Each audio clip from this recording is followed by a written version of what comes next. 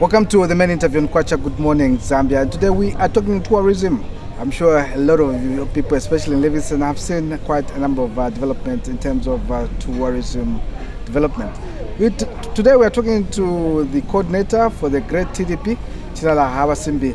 And welcome to Kwacha. Good morning, Zambia.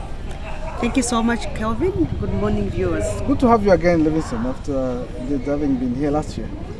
Yeah, it's always good to be in Livingstone, and this time around it has really been beautiful. It's not hot. I know we talked a lot when you came to Livingstone sometime last year when you're introducing this great TDP.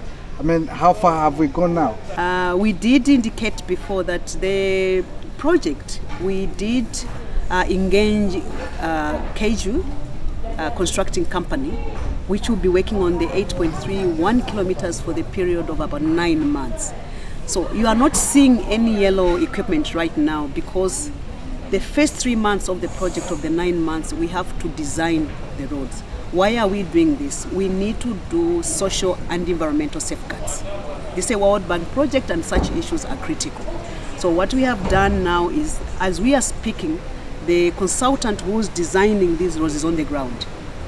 So that when they are done, then the equipment and everything else will come on the ground to do the rehabilitation of the road according to the designs that would have been made. And I did mention last time, and it's nice to repeat now, that this 8.31 kilometers road will cost about 138 million kwacha. So we expect that as the roads are being developed, it will change the face of Livingstone. Yes. Other than that, we are also talking about the street lights. Which we are going to cost about 24 million kwacha. We will install about 976 poles. And also you want to note that of the 8.31 kilometer roads, we are also going to have street lighting. So Livingstone will literally be lit around everywhere. Right now, the way our roads are, you don't really see the space for cyclists, for pedestrians. It's more about motorists only. And sometimes the animal-human conflict, especially for the road that leads to Victoria Falls. We are hoping that the design that's going to be done will put that in consideration. That we'll see designs that will possibly allow cyclists to pass somewhere even when the elephants are there.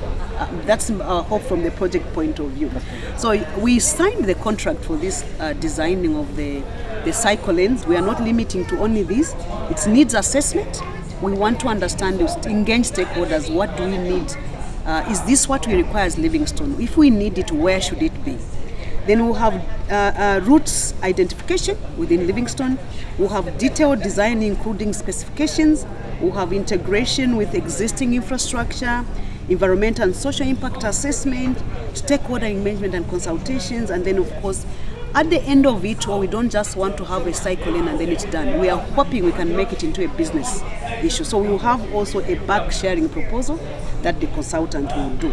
We are talking to Chinala Hawasimbi, who is the Great TDP coordinator, and the program that the World Bank and the government are putting together for Livingstone and a few other tourism destinations. I believe at the end of it all, this will be a very big and of course, no mean achievement. We already signed the contract a week ago with the cycle lane consultant. So we were handing over the site for them to start the works. And as we are speaking now, the consultant is on the ground. And it's also important to mention that the two consultants will work together. The one who's designing the roads and the one who's doing the cycle lane, because we might have a connection somewhere. So it's important that when we are doing these developments in Livingstone, they are interlinked. So we have made sure that the consultant, Kaoji, who's doing the road construction and the designing of the roads, will work with the contractor for the cycle lane, or the consultant who is Move Mobility, and the Serafat. The name is usually a problem to mention the other partner. There are two partners, a local company and a Holland company, Netherlands company, which is Moving Mobility, who are specialists in designing these lanes. Those who have been to Netherlands, Holland, you understand how good the cycle lane network is done.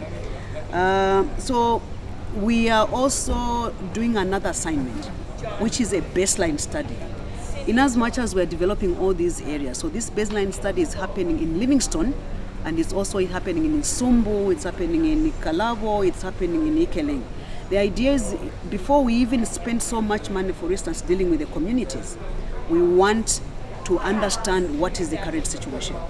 The team in Livingstone is specifically looking at getting information from tourism enterprises, because under component 1 of the project, which is enabling environment of the nature-based economy, is to understand how do we reduce the cost of doing business through reduced licenses, how do we improve marketing, tourism planning, MICE development. We are also looking at the review of the wildlife bill, review of the tourism bill and other related laws.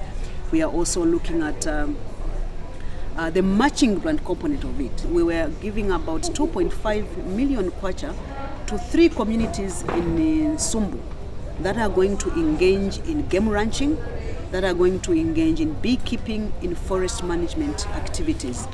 We are hoping that these communities will use these monies sustainably and to improve their livelihood, to create more employment. This project is about climate resilient issues, about creating employment, is about making tourism speak to individuals, speak to communities and appreciate and support conservation efforts that are happening. So in Liuwa, about 3.5 million has been given to them. And this is going to cover for about 6 communities. That's the difference why in Sumbu has a low amount and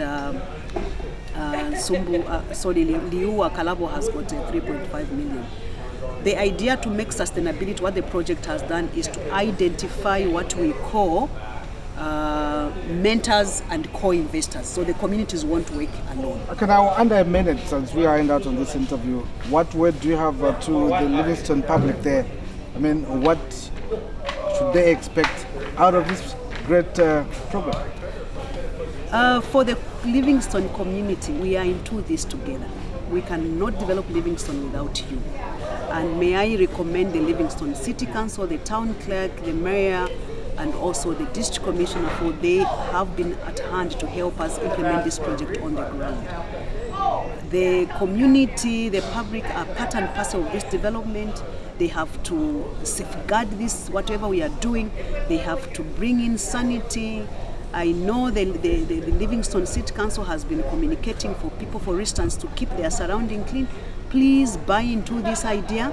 At the end of the day, Livingstone will be a city of excellency where many other cities in Zambia will learn from. That's what I would say. Thank you. Well, thank you very much for this time now. Yeah. We'll have to have you again now when you come back to Livingstone. You always have me.